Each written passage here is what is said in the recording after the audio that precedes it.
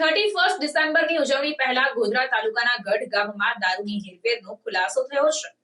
જણાવી દઉં કે ટ્રકમાં સિમેન્ટની ટાંકીના બહાને વિદેશી દારૂનો જથ્થો ઝડપાયો. પંચમહાલ જિલ્લાના ગોધરા તાલુકાના ગઢ ગામમાં એલસીબી પોલીસે દારૂની હેરફેરનો નવો કિમિયો ઉકેલી પાડ્યો છે. ટ્રકમાં અલ્ટ્રાટેક સિમેન્ટની ટાંકી બનાવવામાં આવી હતી, જેમાં છુપાવીને ભારતીય બનાવટના વિદેશી દારૂનો મોટો જથ્થો લઈ જવામાં આવી રહ્યો હતો. પોલીસે ₹35,80,836ના મુદ્દામાલ સાથે ટ્રક ચાલક ઝાકીર ખાન મુનીર ખાન પઠાણની ધરપકડ કરી છે. બાતમીના આધારે કાર્યવાહી કરવામાં આવી.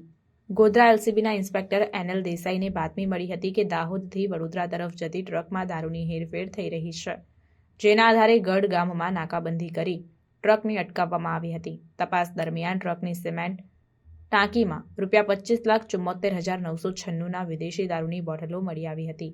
સાથે જ રોકડ રકમ, મોબાઈલ અને ટ્રક મળી કુલ ₹35,80,836નો મુદ્દામાલ કબજે કરવામાં આવ્યો. આરોપીઓ સામે કાયદેસરની કાર્યવાહી કરવામાં આવી છે.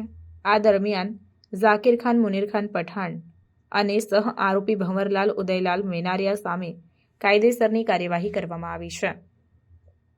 31મી ડિસેમ્બરના અવસરે દારૂની હેરફેર અને બેધંધાપણા અટકાવવા માટે જિલ્લા પોલીસ અધિક્ષક હિમાંશુ સોલંકીના માર્ગદર્શન હેઠળ કડક કાર્યવાહી કરવામાં આવી રહી છે.